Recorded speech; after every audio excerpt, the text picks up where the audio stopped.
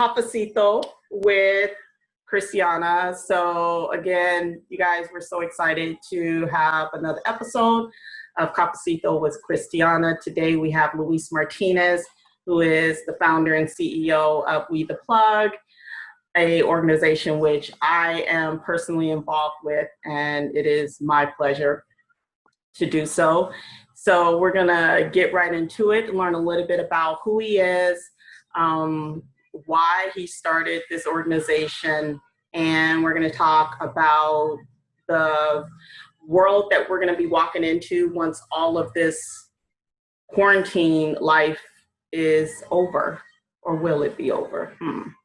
So, without further ado, Luis Martinez, everyone. Hola. Do you hear the sound of the choir singing behind you and the applause? Luis. Yeah, yeah. Standing ovation. Standing ovation, bravo. Yo, what's good, man? Nothing much, just trying to, survive the, pandemic just like everyone else. Yeah, right. So, I mean, you're a native of New York, but have been a transplant to San Diego for quite some time. But I know you have a lot of family back in New York still, majority of your family, right? Is still there? Yes. So, and what it was like growing up in New York. What it was like growing up in New York? It was very interesting to say the least. Man, what was like growing up? Well, I lived in so there's these two projects that are next to each other, right? Like a block apart. Okay. So you have Boulevard projects, and then you have Linden projects. And so I actually lived in Boulevard projects growing up, but a lot of people in the neighborhood thought I was staying with my grandmother or just being there with friends. So people thought I was, Linden, and there was like this huge rivalry between the projects, and people thought that, when I used to play on, youth basketball teams, I would play on Linden's team. I would never play on Boulevard's team. There's a lot that comes with it. And so it was that. It was obviously, I grew up in the crack era, so it was a lot of that going on. It was a lot of me not having any social, interactions with people because my mother wasn't trying to let me go outside. Like, I didn't see the light of day. It was school. I got my activity in school when I, ran and played sports, and then it was back upstairs. And I used to watch, whatever season it was, that's what we would play, right? So if it was wintertime, we would play football. So I would want to go play football. I'm like, Mom, can I play football? No. And so I became a very introverted, and maybe, I don't know if I would have been a extroverted person, but it definitely made me way more introverted than I was. So really, sitting here in the house all day during the pandemic is really nothing for me because, my mom's, this is nothing. So this is what it was. And so, and that's what it was. So. Wow. So, I mean, one of the things that I didn't mention earlier, you're also Honduran descent, right? Mm-hmm. So your parents are from Honduras. Both parents, right? Yes. So my mother's she was born here, but her parents are from Honduras. And my father was born in Honduras. So so my mother likes she doesn't like when I say I'm first generation. She likes to say second. But technically I am, because the way they were raised was drastically different than me. So my mother grew up in an era where her friends, and I'm pretty sure you can understand, all your friends that you hung out with were family. There was no... Oh, absolutely. Yeah, there was no outsiders. But And so, you know what's so weird about that though? Like growing up, you didn't know no different. It wasn't until like you were in school and your friends were talking about hanging out at each other's house and you were like, oh, it's like parents wasn't having none of that. Like they wanted to like, okay, this is a whole nother story I don't want to get into, but that's what it was. And right. so being in the house and speaking multiple languages and that kind of environment, Uh-huh. I was very it was very confusing at times.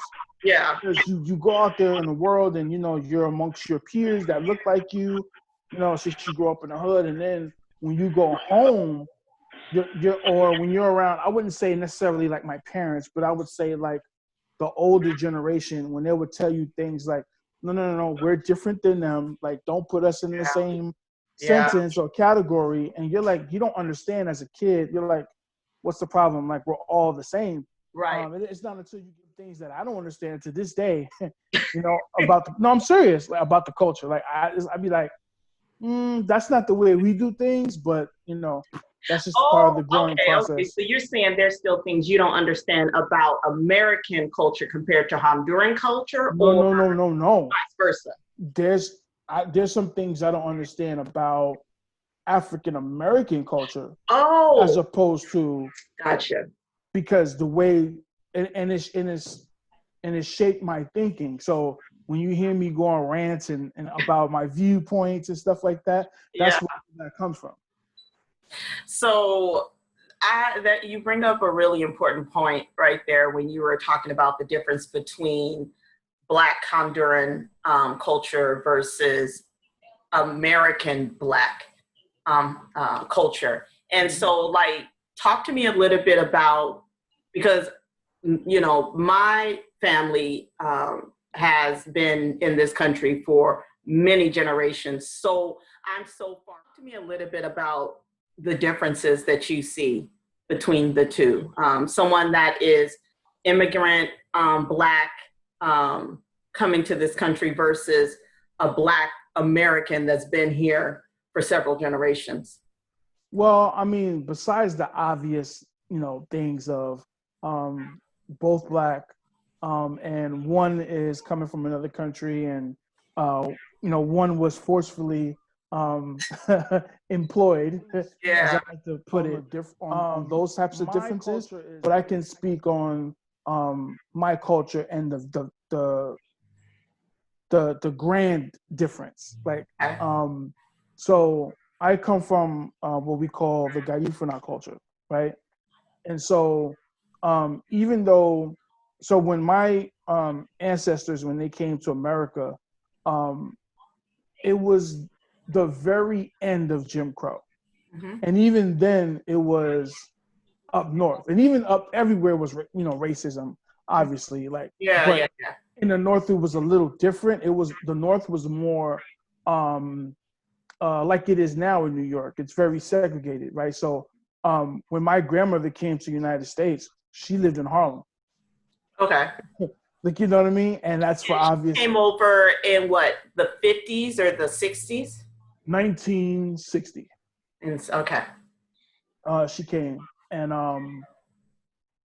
it's funny because I was talking about this the other day, as a matter of fact. So she came in 1960, and I believe she was, it might have been a little before that. All I know is she was 17. Okay. That I do know.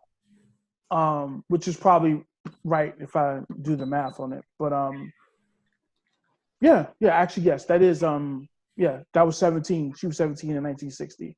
So the difference with us, the Garifuna culture, is that we were never enslaved as a people, right? So the story goes, the myth goes, our group of people were going to be slaves, right? So we were on the ships on the way to the Americas, and it got lost, and something happened, and all the boats with the Garifuna people ended up on St. Vincent. And so they kind of migrated there and kind of mingled with the Indians that were on, and so they split up and went into the countries of Honduras, Belize, and Guatemala mostly. There's some that's reported in Mexico. I'm not sure, but Okay. I don't know. There's definitely Black Mexicans that migrated there, Africans that migrated to Mexico, but I'm not sure if they were of the Garifuna tribe. That's debatable. I'll have to look more into that. But however, so we still kept our customs, and culture. Mhm. So even my parents know how to speak it. My grandmother. So Wow. so coming to America was for them, it was a different scenario. So they believed in hard work. You work hard and you will achieve your dreams. Now we all know that there's a lot of gray area within that, but that's the generation that they come from. So and having that history, and as a young person, wearing the clothing, wearing the garment, Yeah.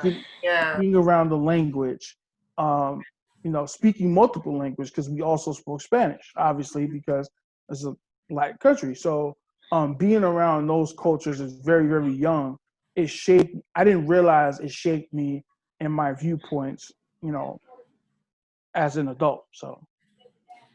Yeah, I think for those that were able to hold on to their culture once migrating here has definitely impacted the way that you engage with the American culture as to how much you allow it to infiltrate your day-to-day life. And I mean on a personal level, not just in your professional level.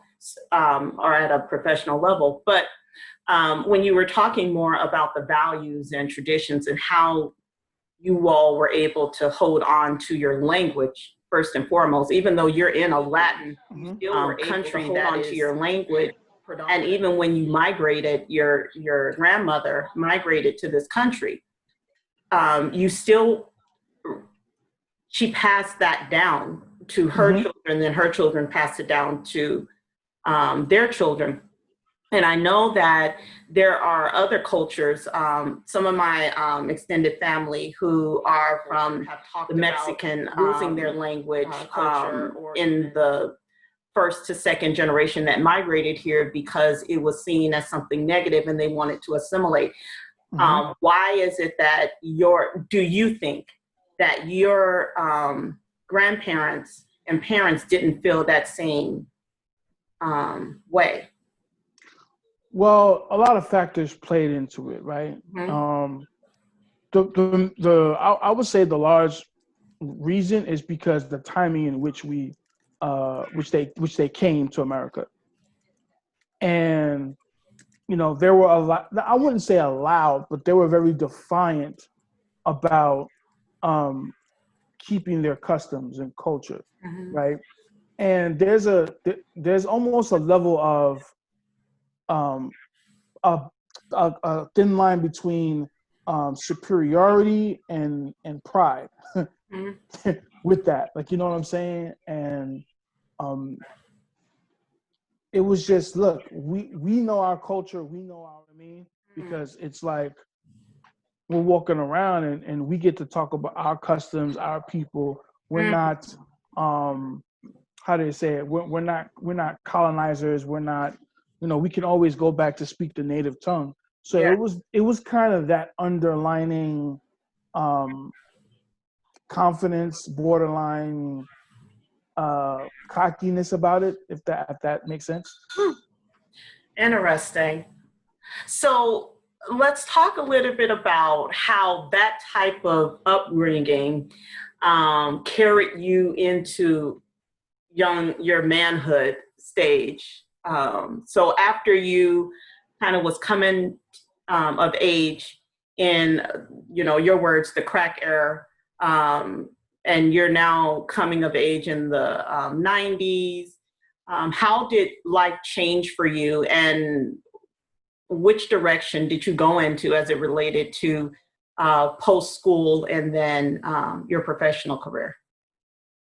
Well, going into manhood was that's a it's a very subjective topic, and I'm saying that as a person that's in his young youth, I was all about basketball. That was it. I ain't think Wait, about so what nothing. happened to football? Originally, it was football. Did football just get kicked to the curb? It was No. always basketball. Oh, okay. It was always basketball. And Gotcha. even as a youth, soccer, I played when I was young. And only reason why I did that is because my father played soccer. And I stopped playing soccer. I was real good at soccer, but I stopped because I couldn't stand him. So There was that father-son competition thing, but that's what I meant when I said football. That's what I was referring to. Soccer. Got you. Yeah. So that was very I guess vindictive of me. I didn't think about it, but that's where my confidence came from. So because my home life was kind of introverted, and when I say that is that my parents weren't the ones to really like lecture me or talk to me or really give that child to parent advice. My parents weren't like that. My parents were like, we're going to work, you got food on the table, roof over your head, that's all you need, that's it. We don't need to talk to you. We ain't gotta like you, none of that. So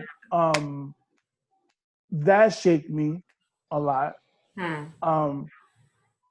And so that was a very interesting time because you, as a young man, you try to figure out how to express yourself, but you don't know how.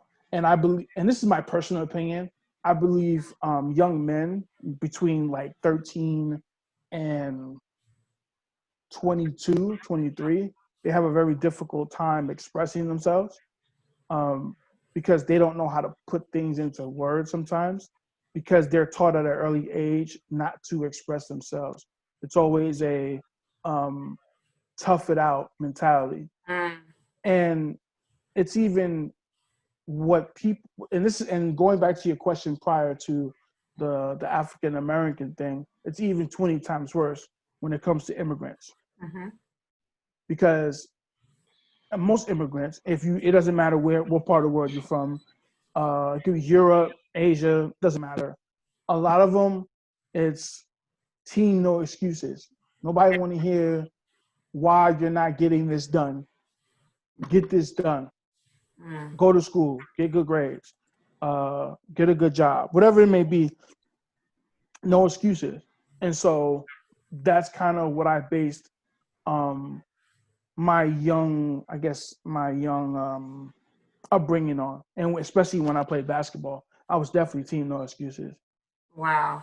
And so it sounds like all of these kind of beliefs and values that you were taught in your early years, you adopted and then saw value as you were maturing into young adulthood. You referenced that you played basketball. I know you also played overseas for a while.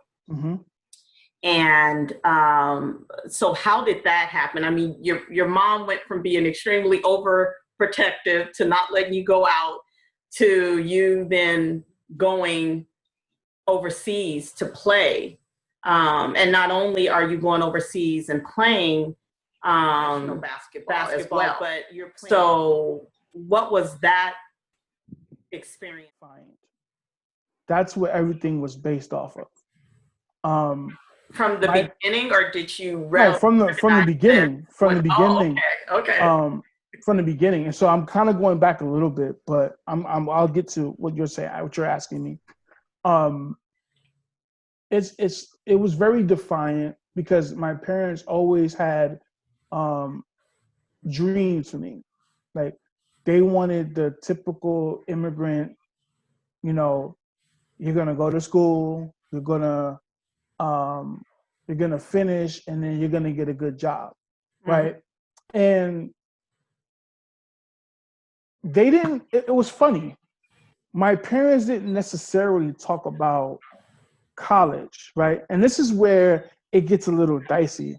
They wanted me to finish. They were very adamant So you know how like families are very adamant about you going to college, like you're gonna go to colleges. Yeah. They were like that for me in high school. Like you're gonna go to a good high school, you're gonna graduate, and their mindset was stuck in the 80s at the time. And you and I both know in the 80s, a high school diploma can get you a city gig and you on your way for You spent 25, 20 30 years. plus years. Retirement with the gold watch and money in Exactly. the bank. And that was their thing. Yeah. But that's not what I wanted to do. Yeah. And I wanted to play basketball, and I went to great lengths to do that. So much so that when I was a senior in high school, I started getting recruited and validated in my skill set because I worked so hard. And so the only thing that was, I guess, stopping real scouts from kind of getting the schools that I wanted is because at the time, I was 18 years old and I was 5'5", probably with shoes. And Wow. yeah, so I'm 18 years old, I'm 5'5", and they were like, yeah, but he's small and whatever. So I ended up going to this prep academy out of high school. And so all I did was get up, go take AP classes, work out in the morning. So work out in the morning, take classes, work out again, lunch, work out again. Right. So this is basketball all day, every day for 6 months, for a year. By the time I was 19 years old, when I got there, I was like I was like 5'4", probably weighed about 145 pounds. Wet, pretty much. By the time I left, I was 5'10" and a half, weighed about 165, 170. Crazy. So it was a very interesting experience, but that's where I got my work ethic from, because my parents, they say, why are you doing this? You still chasing that basketball stuff? And I was relentless. I would wake up at 3:30, 4 in the morning, go work out. I would just be relentless. And I was the same way in practice, where I demanded the best from my teammates. So I was very crazy. People thought I had the little man syndrome. Yeah. But it wasn't necessarily a little man syndrome. It was more of a competitive syndrome. And so, which I still have to this day, which I actually carry over to that. A lot. Not to the extent as I used to, but I still have that in me. And so I demand the best out of anybody that I work with, my teammates, the whole nine. And so that's where that competitive drive came from. I had uncles and cousins who played professional. And, I was the one that went the farthest out of everybody. And in high school, I had cousins who were all city. I had cousins who were Hall of Famers in Honduras in the basketball leagues. But, I was the best one that went the farthest when it went to professional. And so when I was in junior college, to go back, my mother, I had stayed home, and my mother, I was like, Mom, I need a couple dollars so I can take the train so I can go to school. And she wasn't having that. And she was like, nah, you got to figure it out. And this is me at 20 years old, like, damn. I remember you telling me this story. Yeah. And so the whole year, so let me tell you how the year went. My typical day. I had a job from 9 to 1 working in a daycare center. So I was an assistant kindergarten teacher working with kindergarten kids from 9 to 1, Monday through Friday. Okay. So I would do that. I would go 6, 7 stops to the school. Then I would go to school from 1:45 because it was a short ride. If you ever rode New York City trains, you know it's I have. fast. Yeah. So my class started at 1:45. So, you know, I would kind of leave a little bit class early. I would go to, I would have like 2 or 3 classes. I don't necessarily remember. Then I would have practice, right, from 3:30 to maybe 6, right? A hard practice. I would, after practice, I had a class at 7, right? It was an early childhood class. And I was in that class with all adults who worked in early childcare. Because mind you, I worked in early childcare. Right, of course. So I took a class in that just so I can, you know, freshen up my skills. So I still was honing my skills in 2 different areas, which was basketball and in school and in my job as well. So I was doing that. Mind you, that's not to take account papers that you have to turn in. That's not accounting the games, the weekends. So I did this for a year. I end up being junior college All-American. Wow. I end up, we end up going to the national tournament. I end up getting a scholarship to the University of Central Florida. So all this taught me, and I did this the whole season. It taught me that, oh, this team no excuses. Yeah. But I didn't say I'm gonna do this. My desire to play basketball, and my mother telling me I'm not funding your trips to school. You're gonna have to figure that out. Yeah. That only fueled me more to play basketball. And if I really wanted to play, this is what I had to do. Yeah. And so I did that. That's incredible. Your commitment and dedication early on is what I think definitely was assets that attracted me to want to be on board with the mission and vision of We Tha Plug. Transition me into how we got from New York, playing basketball overseas. We haven't even talked about your time in the military. You're now a vet, Navy vet, and the time we can talk about that in military. Talk about that. So talk to me about how we landed in San Diego, right? 10 years ago, nine years ago? Oh, this is 12. 12 years ago. 12. So fast forward, end up going to Central Florida. Left early, so I stayed there for about 3 years because I redshirted the first year. No, I stayed there 2 years. I was supposed to stay 3, but I left for a year early because I wanted money. So I did that for a while. Then the market in Europe dried up. I couldn't find any gigs, or what happened was they were paying people. So I saw this coach, and he was like, he's coaching in the Navy. He's like, yo, I'll get you in the Navy and you can come play with us and, you know, whatever. So I was like, I ain't doing that here. And at that time, you know, I was a little bit in the street and that was all bad. And I knew I was wrong and I knew that was a path to nowhere. And so I was like, look, I got to get out of here. And so I ended up going to the Navy, being in Italy for a year, playing basketball, having the time of my life. And then they were like, you got to be a real sailor. So being in the Navy was a very interesting experience. I mean, that I will say that it was a necessary evil for me. That instance made me grow up. When I was in college before,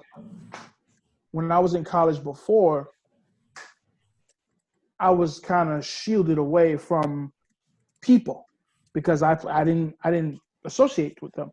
Like I just played basketball and you were very like linear. Got it. Yeah, even when I went to school down south, it was very basketball. I didn't hang out. I didn't do none of that stuff. So I couldn't avoid that in the Navy. In the Navy, you got to deal with people. And so that was my first real world experience with dealing with people. And it was, oh man, it was just so, man, I loved it for my life because it gave me what I have now. Yeah. But I hated it at the moment. At that moment in time, I hated it with a passion. Nothing feels good when it's stretching and growing you. Nothing. I hated it. Yeah. I really, really hated it. I really hated the lifestyle. So I'm the guy that goes left when everyone goes right. Yeah. So it just didn't mesh with my moral standards and compass and the things that I would see. Yeah. It just didn't. It was fun. I'm not gonna say I didn't have good times. I had great times. Yeah. But just overall, it was just I tell people all the time. They're like, "What does it feel like to be in the Navy?" And I say, "It's like being in the NBA without the money." Because you work like a slave, but the reward is not financial. So yeah, so your obligations are very NBA like, right? If you think about it. So you're getting paid X amount of money, right?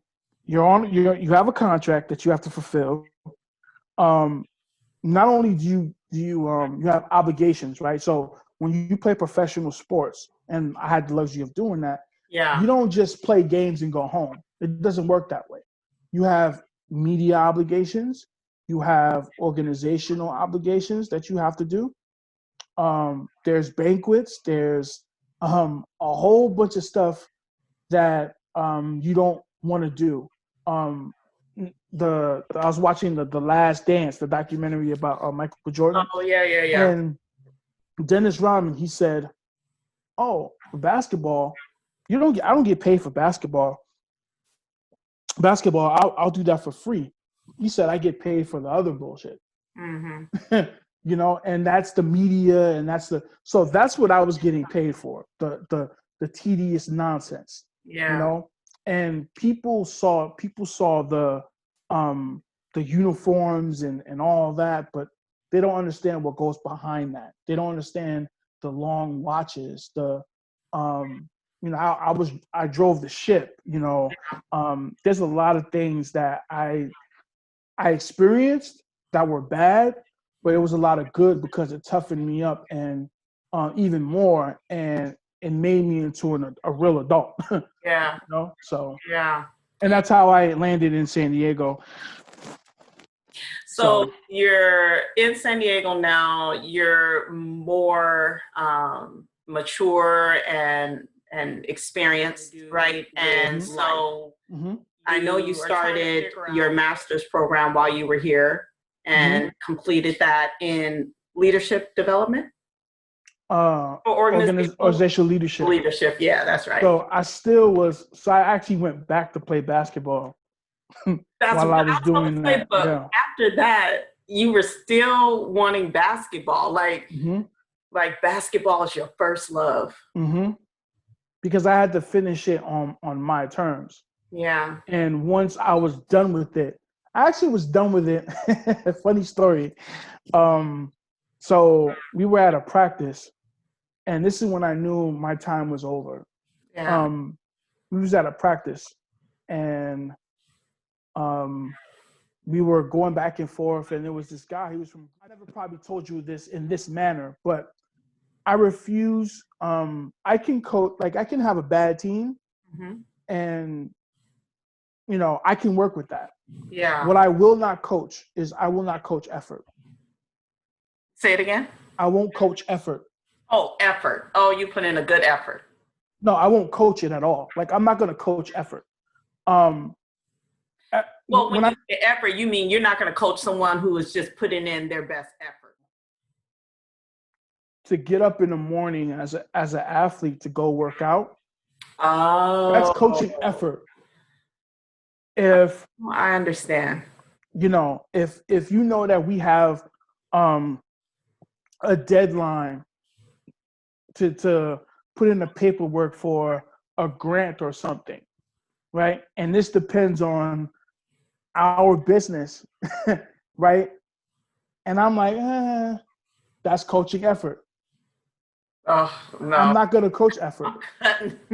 You getting cut. That's what I'm saying. That's where me and you are like. We're Okay, not going to coach okay, effort. yeah. But you want to learn and you work hard. I Yeah, can work with that. I don't care if we go 0 for 100. yeah. I could care less. If you're putting in the effort, I'm all good. But once I have to coach effort, I'm done. And that's what I At a had. certain point, right? Like, Yeah. if you're at a certain stage, I mean, obviously, someone who is new to that arena, you'll have to do a lot more hands-on coaching. But for someone that's more advanced and you're having to coach them out of the bed and coach them to else comes along with it, that's what you're saying. So let's talk a little bit about We Tha Plug. So obviously, again, when you are thinking about your entrepreneurial journey and you're moving towards, how did you start to unpack what this entrepreneurial journey would be, your approach? What was it that you were going to build and why you were going to build it? Well, to go back a little bit, I've always been an entrepreneur at heart. When I was you were 20, selling vacuum cleaners or knives. yeah. When I was 20, I sold Kirby. So I sold Kirby's. And this was and this was the time where I had told you like my mother wasn't trying to fund my life, and she's like, "Nah, you got to figure it out." And so this was the time where I was exploring myself outside of basketball because I gained my confidence from basketball. I got my self-identity from basketball. Mm-hmm. And so what I did was I got connected. I don't even know how I even got connected with that, but I ended up selling Kirby's and was doing a pretty decent job, Mm-hmm. Sold a couple. I even sold one to my mother. And let me tell you, that was the hardest Of sale course that was. ever. She was like, pick up all this trash in here. That was spotless. That was the hardest one, I tell you. And that's not even saying that just cause like that literally was the hardest sell. Yeah. I had to really give pointers and pros and I had to really, it was almost like I had to give a pitch. Yeah. You know what I mean? I was just about to say, so you had to have your whole pitch deck ready. Pretty much. And so that was interesting. And so I went from that to selling internet. Mm-hmm. And this was 2001, and this is World when the Wide Web was and so they had sold at this time they were selling packages like the internet, the phone, and the cable, I want to say. So it was a whole package.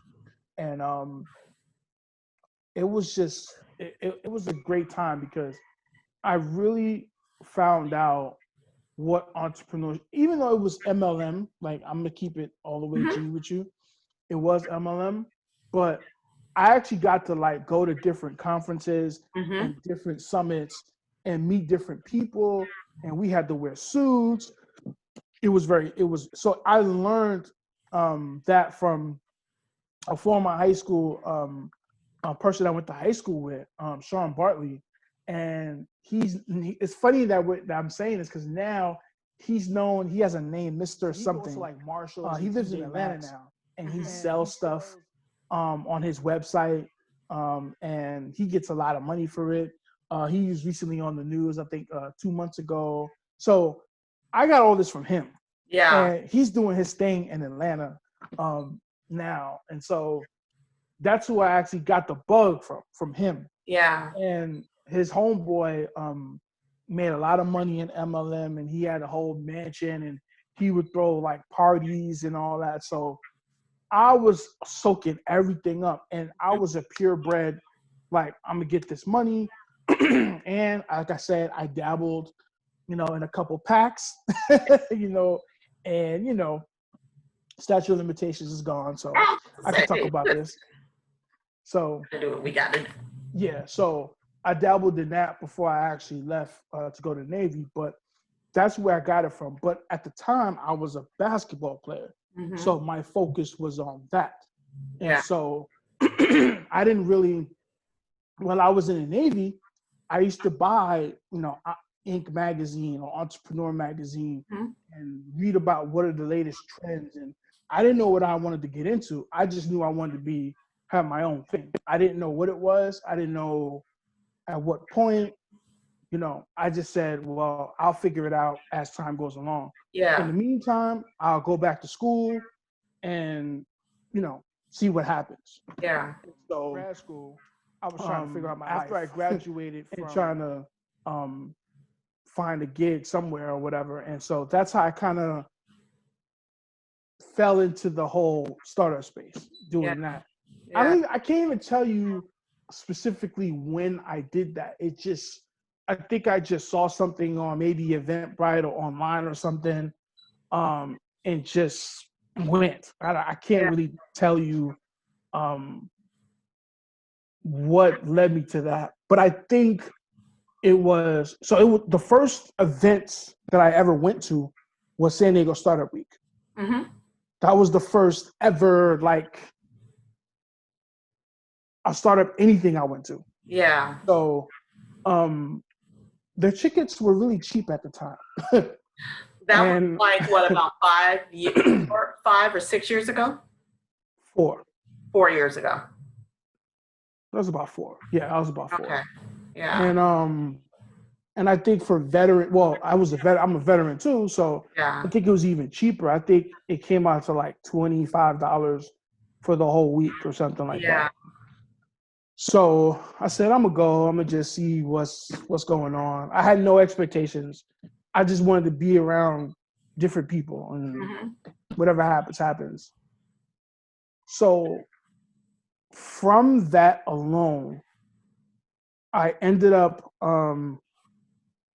being a partner in a business and at a startup. This is the part that I never talk about. I left there being a startup founder. I have the contract somewhere in here. Promise you. I ended up being a startup founder of a tech company that was trying to be the next Google. Mm-hmm. So I had stake in a company that were trying to be the next search engine, but it was vastly different. It was a very interesting experience, to say the least. Yeah. I took part of it because I wanted to see the process, because I didn't know anything, and that was a very interesting experience. Very interesting. Very interesting. Like I was bringing people to him. I was he was saying, yeah, I need this person. Mind you, I don't know anybody, but I end up finding the person, bringing it to him. Look, this is what you need. You need some tech guys. We finally found a tech guy that was doing it. He ended up moving out. It was just a whole, maybe that's the story for another time, but it was just a whole drama. But I learned a lot from that experience. And so, but I think you also started the early onset of what you have since become more concretely, which is a conduit. I mean, that's what you were operating as. You were the person that could draw the people in one space to help advance whatever the initiative was that was set before you. So 4 years ago, you're doing, and it's so funny. Like, I've known you for 2 years. Now we're going into, wait, have we known each other for 2 years? Yeah, 2018. Two. Yeah, we're going 2 years. But I've never heard this story, but it makes sense to me because, again, like, that's what you do extremely well. You're a conduit.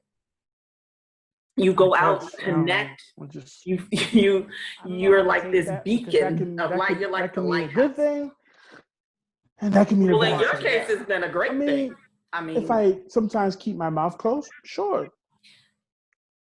Well, I don't know if that's possible, but so so let's to the launch of We Tha Plug. So again, you and I met in 2018. We had never, we didn't know the other existed. I had only been in San Diego at the time for, I think I was going into year 3 out here. And I was transitioning from corporate America, trying to figure out what I was going to do with my life, and started a consulting company. And you and I met at an Eventbrite event and connected, and then we decided to work together. You hired me to do consulting for you, and then we just saw this synergy, right? And then from there, let's fast forward to 2019, January. Okay. What did happen? Oh, yeah.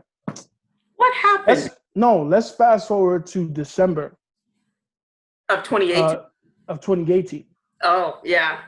So the previous, I want to say 3 months, I want to say. I don't want to exaggerate, but I want to say it was before that. I think it was from like June. From June to December, I think I held maybe three. Yeah. 3 or 4. 3? Yeah. 3 or 4. I don't remember. It was either 3 or 4. Yeah. That's where I said, hey, I have an idea. 3 or 4 events. I have space. Hey, I'm going to do this. Hey, can you help me with this? Yeah. I don't know why you said yes, but you did. It was some of that tenacity that I saw in you. I saw like this grit. I saw this relentlessness. Earlier you were talking about if you see someone that's advanced in life, and they need to be constantly told how to get up and why it's important to go train and all this stuff, you don't do well with people like that. That's the same for me. I saw someone that was just like relentless every day, trying to chip as much away at the wall that was in front of him. And you just would not give up. And I was like, all right. And I think the vision, moreover than just me seeing you being diligent, your vision of what you saw that could be, and the desire to change the narrative for our community as a whole is what made me say yes. Yeah, and so I felt as if those events. Now, don't get me wrong. For some strange reason, people were coming. Like there was at least, I don't want to exaggerate, but there were at least 15 people there. Mm-hmm. At bare minimum. I think that attended, yeah. Yeah, the first one was even more. Psychology of the Black entrepreneur, which I still am going to trademark, and I'm going to write a book about that. That's going to be so. I mean, that's I have many thoughts on that. But anyway, impact. Yeah. So I felt, and I think I might have shared that sentiment with you. Mm-hmm. And I took that time between December and January to recalibrate and to see, okay, we got to figure this out. Yeah. And so I was like, okay, I'll do a free meetup and see where that goes. Well, before that, remember, you had found out that Startup Grind did not have a leader. Oh, yes. But that was back in November. And the month prior. Yeah. And I was having a conversation with a friend, and he asked me, yo, what happened to Startup Grind? I was like, it's a good question. I don't know. So let me find out. So, I ended up snooping around, asking some questions. I ended up finding the person that had it. So I ended up having a conversation with her. So at the time, she just got married. She was getting ready to have a child, and she just couldn't, obviously handle it the way she wanted to. Yeah. And she was like, I want to do it right. If I'm not going to do it right, I'm not going to do it at all. So she was like, look, I'll connect you with the headquarters and see if you can take over. So I went through the whole interview process, did that, and then they were like, okay, you have because the main thing with Startup Grind, what they want is they want people who have connections to the space. Right. So you're not coming in like blind and you have to go find people. Yeah. And that's not what they wanted. They wanted people that was of the community. And so, I knew a couple people, and I knew enough people to say that they felt comfortable with that. And so you had volunteered at that point for about 2 years? 2 years, and like really laying the foundation. You had started to hone your strategy.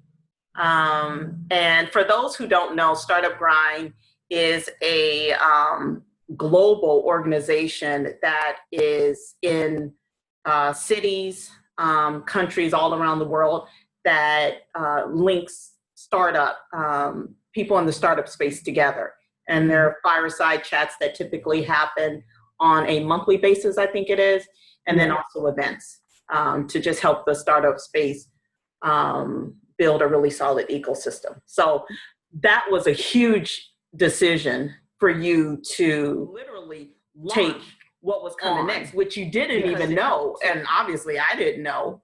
Well, the other thing that we're forgetting, the other thing I have to mention this because obviously the other part was actually making Startup San Diego see certain things differently, and implementing D&I into their programming for Startup Week.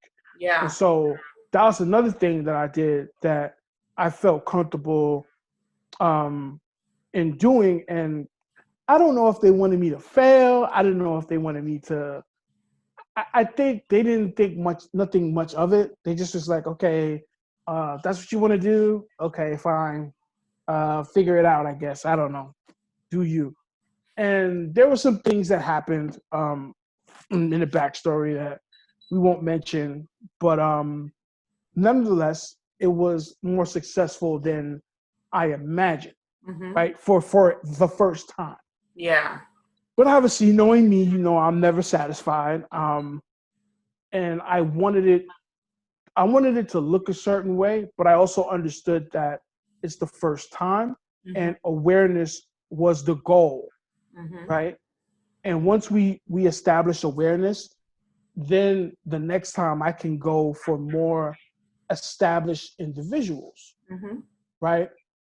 And this is where that came into play, the Startup Grind came into play, and which led into where I decided to have the meetup and to see what happens. And I didn't have any inclination of what that would turn into, which 2 weeks after that, I went to Silicon Valley, and I think I might have told you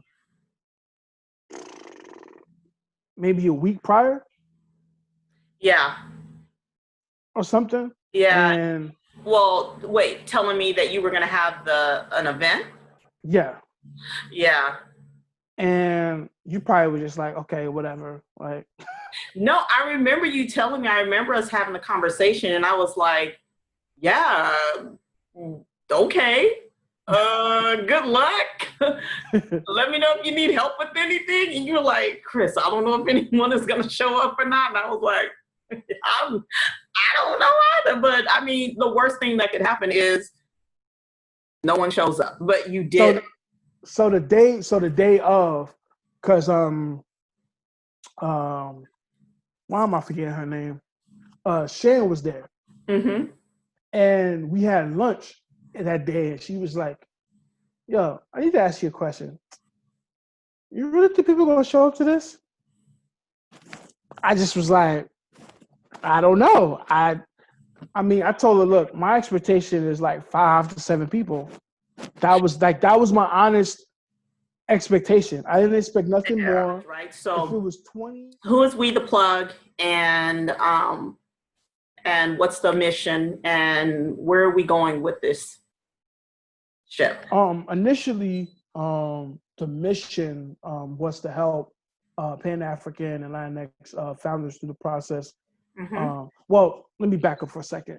The initial mission was just to have a sense of culture Mm-hmm. for us Pan-African and Latinx founders, right? Right. And it was that we weren't getting a fair shake in a bunch of different areas, whether it's the Right. information or access to capital, blah, blah, blah. So Yeah. everything was kind of just vague, Mm-hmm. right? There was just no direct,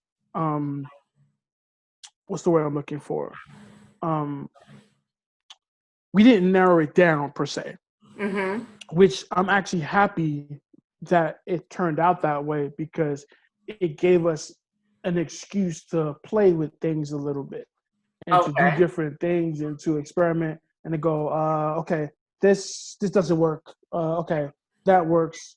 We'll keep that, or this definitely works, but right now we can't do this. Let's put this here, Yeah. and we weed things out. And so there are things that we talked about that we're gonna do that we talked about 2 years ago, Mm-hmm. right? But Fact. we're like, okay, we're not at that point yet, so we'll Yeah. get back to that when the time comes. Yeah.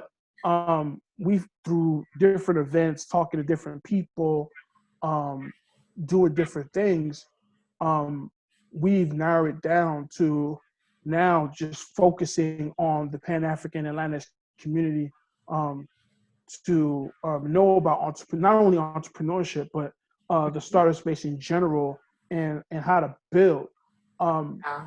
I like to think that, not to toot my own horn, but I think I can teach people how to make something out of nothing. Mm-hmm. Because I did everything that we discussed from the psychology from the Black entrepreneur on, and all the work I did with Startup San Diego and We Tha Plug and everything Mm-hmm. like that. Everything I did was, me not having a full-time job, like, Yeah. and majority of the Built it parts. on zero capital. Like, you don't Yeah. need money. What do I tell people all the time? You don't need money to start things. To start And something, but to sustain it, you will. yes, to sustain it, To yes. sustain it, you will. To start it, no.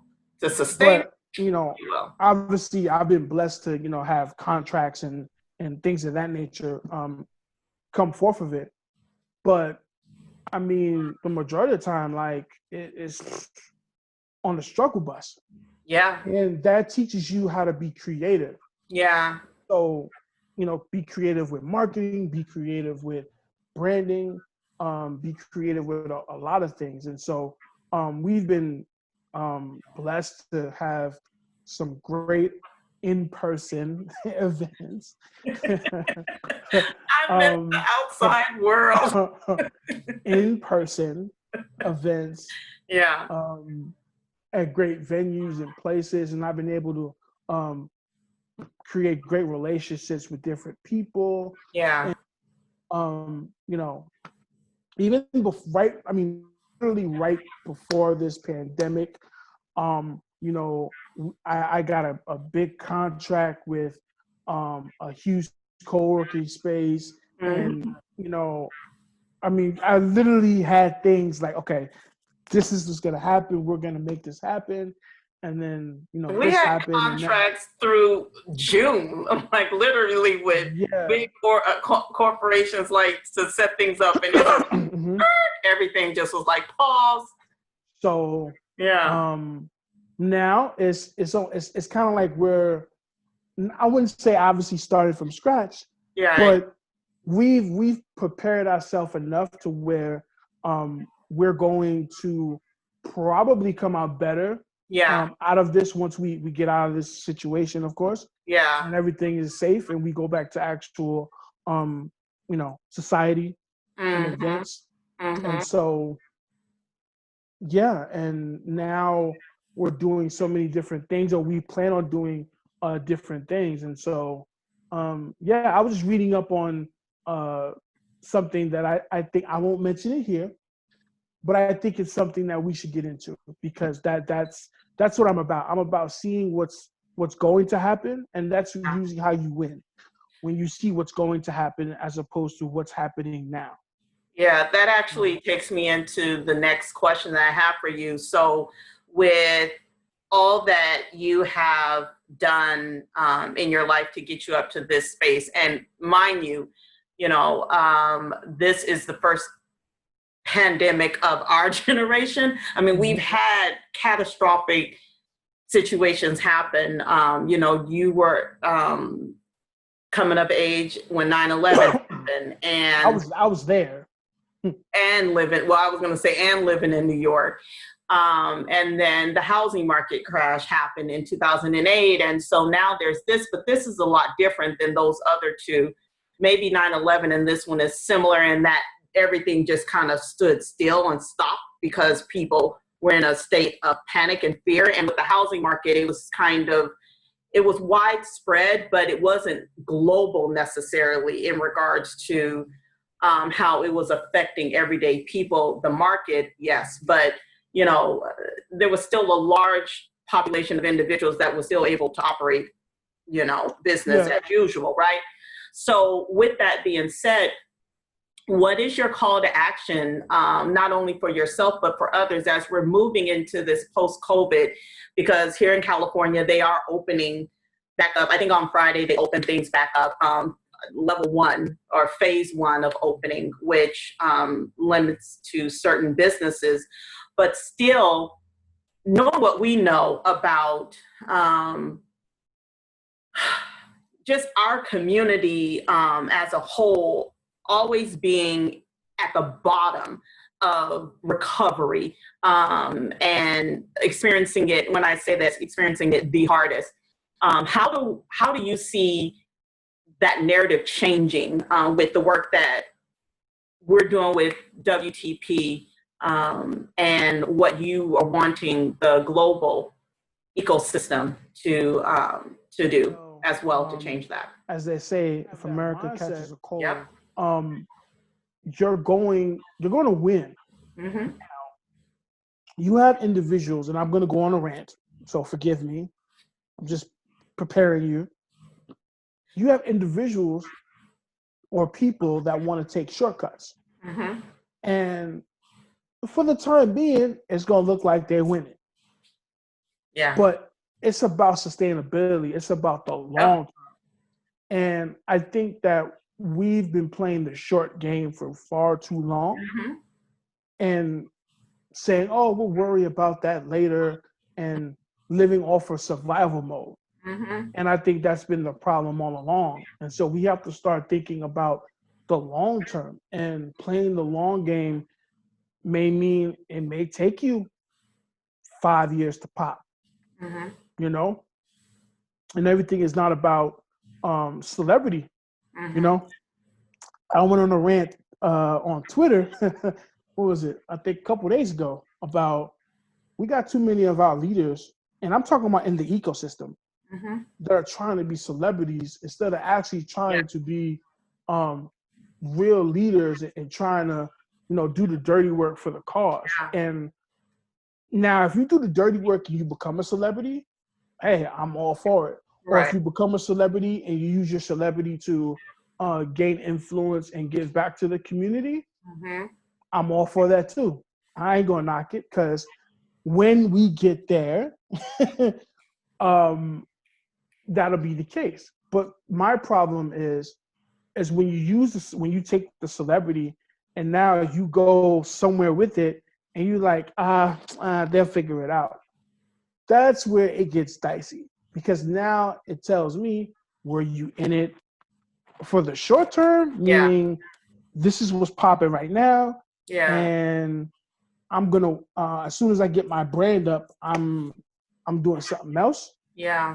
And you always see it with these quote unquote D&I initiatives, where everything is a temporary fix instead of a long-term solution. And the reason usually why that is because you have organizations or companies that are making these decisions that are not of our culture. Right. And that's basically the whole purpose of We Tha Plug, to take back that power and to give the power back into the people. And how you do that is through information. How you do that is through sharing, through community. You know, these are the values that I was taught in my culture, you know, which in a lot of cases that I've seen that's been sorely lacking in our, you know, fellowship community, you know what I'm saying? Meaning, you know, the African American community. And so that's what I'm trying to bring in. You can't do this, you know, as like Michael Jordan, Doc. He was scoring 30 points a game. He was the man, but he didn't win no championships because he couldn't do it by himself. Right. And that's the same mentality we have to take. We have to have a team concept, and we're not going to get nowhere unless we collectively bond together and do our thing. Well said. So with that, what is the call to action to the community for you as we're wrapping this up? Well, there's so many calls to action. I don't even know how to answer that question. Oh God, choose like one, two. Listen. I don't know. I was gonna say something, but I'm not gonna say that. I don't even know how to take that. No, I was gonna say something like, you know, don't be a sellout, but you know, I didn't want to go there. But I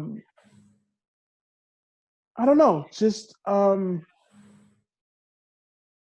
be authentic. Like, be yourself. I think that's the call to action. Be yourself. Be yourself. Authentic self. Well, on that note, thank you, Luis Martinez, for spending this last hour and some change with me, talking about the early years and walking me through the journey. I learned a lot today that I did not know about you, and I appreciate being on this journey with you. Thank you for taking out time to sit with me today, because I know there's a lot going on in our world and a lot of deadlines. So I'm sure there's some emails that you need to be answering and some phone calls you need to be making. Just couldn't wait. Just couldn't. Anyway, all right. Thank you all for watching another episode of the Cafecito series with Christiana. Thank you, Luis Martinez. Again, follow him on Twitter. Luis, what's your Instagram? Lucito, THA_entrepreneurial. Yeah. And what else are you on? Twitter is my name. Luis Martinez, MSOL. Same goes for LinkedIn. LinkedIn, yeah, that's LinkedIn. And then a little bit on Facebook. At your own risk on Facebook. At your own risk, yeah. I done got chewed out the other day by saying something on Facebook. Oh, God. Yeah. All right. Well, thank you again for taking out time. Love and blessings. Thank you for having me on as a guest of Cafecito. I personally thought you should name your series the Shotgun series, but you know, that's just my personal opinion. You know what? You just had to get it. Oh, I'm just. Everybody celebrate his birthday, May 13th. Yeah. And we're out. Anyway. Later. Bye.